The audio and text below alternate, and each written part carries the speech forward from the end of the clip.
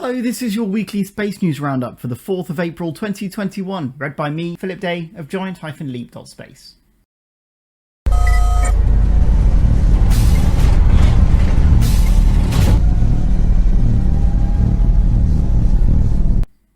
In today's episode, the Satellite Applications Catapult opens applications for the Space Sector Export Academy.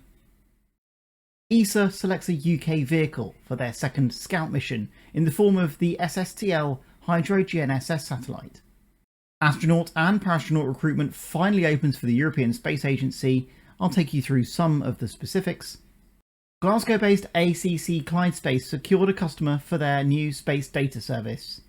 We ask you to obliterate the like, subscribe and notification buttons as appropriate on your platform for our algorithmic success. UK-based Satixfy has formed a joint venture with Singapore Technology Engineering called JetTalk, securing another UK firm, OneWeb, as their first major customer.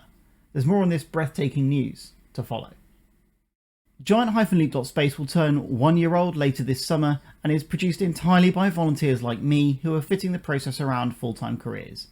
Your support of our work over on patreon.com/giantleap or simply by liking and subscribing to us wherever you consume our content goes a really long way to keeping us going and to improving our offering too.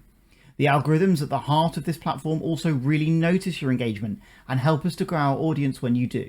So many thanks indeed.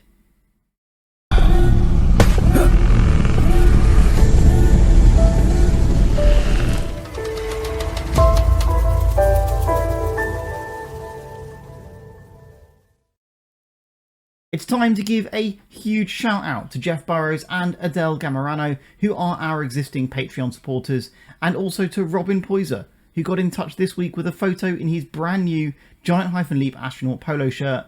Thanks for the photo, Robin. Massively appreciate your support alongside the incredible support from both Adele and Jeff. Thank you all so much. Astronaut and Parastronaut recruitment finally opened for the European Space Agency this week. It's at times like these that you realise that the nomenclature of less able or disabled people is totally incorrect. If you're carrying a specified physical disadvantage but are otherwise absolutely superior to most of humanity in all respects, you can join up as working parastronaut in the European Astronaut Corps alongside legendary colleagues such as Samantha Cristoforetti and of course the UK's Tim Peake. But you know, that just isn't quite true. Astronauts have this aura surrounding them from the media of being extraordinary people beyond the reach of normal humans, and whose job and its selection process is so far beyond our reach that anyone other than superheroes need not apply. Head of Diversity at ESA, Ursula Vardo, firmly believes we have to represent humanity. We cannot just talk to a little piece of humanity, to the blue-eyed boys alone, she told Space Boffins, a UK Space Agency supported podcast run by the Naked Scientists. It's the good thing to do, she said, but also the smart thing to do. We know now that when you put people together and where there is a tension among perspectives and points of view, the diversity really brings you to an innovation and you get closer to the future that we want to imagine and enable. That is a really important point. Anyone who meets the minimum requirements for application and has a passion for human spaceflight exploration and a willingness to live away from home, partaking in many experiments as the test subject, should definitely apply. Let's go through a brief rundown of the requirements now, but for detailed information on the recruitment process and requirements, check out our detailed post on LinkedIn by searching #GiantLeap, #Astronaut Recruitment. Essentially, you're going to need a master's degree or higher, plus 3 years experience in natural sciences, medicine, engineering, mathematics or computer sciences. You're also going to need an ESA Class 1 aviation medical, be a citizen of an ESA or associate member state, be calm under pressure, be willing to participate in life sciences experiments, be flexible around working away from friends and family for long durations, and be strongly motivated. For the first time ever, the call additionally specifically seeks candidates qualified in all respects just mentioned, with one of 3 potential disabilities only. A lower limb deficiency such as a single or double foot deficiency through the ankle or below the knee, a pronounced leg length difference, or a short stature of less than 130 centimetres, which is just over 4 feet. It may seem disappointing that the criteria for disabled candidates is not broader, but this is the first move in a long journey to make astronautics a more diverse and welcoming community to people of all backgrounds. The current training regime for astronauts is extremely physically arduous, and while space itself doesn't call for legs, the training does. This program is designed to learn about how the training can be adapted to adjust for the needs of people with a differing level of physical agility, and then to continue down the path of improvement into the future. ESA Parastronauts are intended to be fully capable astronauts who contribute equally to the spaceflight agenda and are interchangeable with able-bodied astronauts. So what does this all really mean then? Well, ESA are open to applications from the 31st of March until the 28th of May 2021 and expect to announce their 4 to 6 new astronauts in October 2022 who are likely to fly on Earth orbital missions, Artemis program missions to the Moon, and to help the agency to develop towards future exploration missions to Mars. Most people are very bad at forecasting what attributes really make a great astronaut, so the professional advice is simple. If you're technically eligible and you'd like to be an astronaut, please apply and let ESA help you to decide if you're the perfect fit.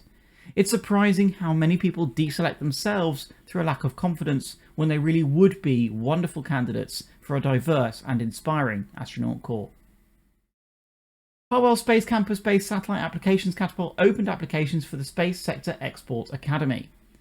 The Department for International Trade has set up the Space Sector Export Academy with the aim of supporting UK-based space technology SMEs to unlock their potential to export. The programme covers 6 workshops starting this month, covering Australian market overview and entry, presumably with the intent of supporting the UK-Australia Space Bridge Agreement signed this year, trade policy and market access barriers, an area that the Department for International Trade has a strong history of helping surprisingly small UK businesses to navigate, legal compliance and regulatory framework, another strong area for the department, banking and tax, and finally, virtual pitching. The Academy is absolutely free and each workshop lasts for approximately 1 hour, so it isn't a massive investment for your business to supercharge your opportunities abroad.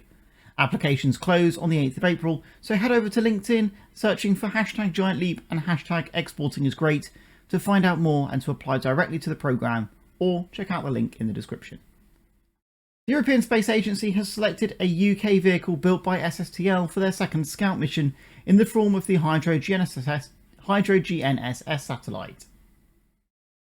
Surrey-based SSTL has secured the European Space Agency's second Scout mission to measure soil moisture, permafrost inundation and wetlands and above-ground biomass, using the reflected radio signals emitted by GNSS satellites such as the USA's GPS network and Russia's GLONASS constellation. The bid from SSTL doesn't exist in a vacuum, pun intended, obviously, as they will be working with at least 7 other partners across Europe, including the University of Nottingham, alongside Spanish, Finnish and Italian partners. The emerging technology to use reflectometry in space has been gaining popularity in recent years. The many benefits include not having to carry and service a payload which includes antennas for transmission, which are mass and power hungry, but also reducing the electromagnetic noise caused in space by further cluttering the spectrum with radar signals. In this case, the secondary scattering of GNSS signals, which would otherwise serve no useful purpose, are put to work, providing critical information to better understanding the impact we're having on our planet and how we can go about harnessing new technologies and processes to make the world a better, safer, and perhaps cleaner place to live. Giant-Leap.Space will turn 1 year old later this summer and is produced entirely by volunteers like me who are fitting the process around full-time careers. Your support of our work over on patreon.com/giantleap or simply by liking and subscribing to us wherever you consume our content goes a really long way to keeping us going and to improving our offering too. The algorithms at the heart of this platform also really notice your engagement and help us to grow our audience when you do. So many thanks indeed. Glasgow's ACC Clyde Space have secured their first major customer for the new space data product. A major development for ACC Clyde Space, who are celebrating winning an important first £60,000 of commercial income for the project. They're now seeking to attract further customers. The concept behind this project is an interesting peek into the future. We're all used to SaaS or software as a service, well now space companies such as ACC Clyde Space are offering satellites up as a service too. The 3 satellites are carrying hyperspectral imaging equipment designed, built and operated in-house. Different companies, such as their first customer Wyvern, can buy the data outputs, further democratizing space and the benefits of gaining access to the so-called new space markets in low Earth orbit. For those interested, Wyvern is a Canadian firm based out of Alberta, providing intelligence from space anywhere. who proclaim to have reinvented the satellite to provide better answers at a better price. But be that as it may, ACC Clyde Space are a great go-to established supplier in this market, whose growing numbers include 11 new faces this month across a wide range of roles, from head of talent acquisition, one wonders whose job it was to recruit them and how they felt about job security at the time, to project managers and a healthy crop of engineers too. Satixfy's joint venture with Singapore Technology Engineering has secured communications juggernaut and UK-based firm OneWeb as their first major customer. The joint venture, known as JetTalk, has secured a deal with OneWeb to provide in-flight communications, or IFC, for any number of aviation applications. Most obviously, this could extend to providing genuine broadband speeds to commercial aircraft in flight, but is also expected to be highly useful for business and government applications at altitude. The company, which is backed by the UK Space Agency, has developed antenna technology that include for over 1,000 receiving and 500 transmitting chips in a powerful and unique array configuration. The company, which is based in Israel, conducts most of its engineering at their facility in Farnborough, here in the United Kingdom. Whilst the ESA Astronaut Corps is an attractive employer, it didn't feel fair to make that the hashtag Job of the Week this week as well as a major news article. As a result, giant-leap.space have selected the exciting opportunities at LMO Space. These aren't being officially advertised, so really only hashtag Giant Leap followers are getting the inside scoop. They're looking for, quote, a number of exciting roles, which we understand to include graduate engineering positions. To find out more about their recruitment needs, fire an email in to info@lmo.space. For a role that you might have more luck in finding information on, and definitely one for UK SEDS enthusiasts, why not check out the Junior Antenna Engineering role at Isotropic Systems? Check out the link to that job opportunity in the description. In fact, to see our Job of the Week 24 hours before we publish here on the Roundup, subscribe to our Patreon page, where numerous perks of membership include this Space News Roundup a day in advance. Your support of the channel is absolutely amazing, and it is that which drives the continued improvement of the production of the weekly news roundup and all our content. Please do also consider dropping us a note through the comments if there's anything you think we should know. Be sure to follow us on LinkedIn or your favourite social media platform by searching hashtag Giant Leap. Thanks for checking in, and until next time, remember that every single giant leap is set up by thousands of small steps. You have been listening to a giant-leap.space news roundup.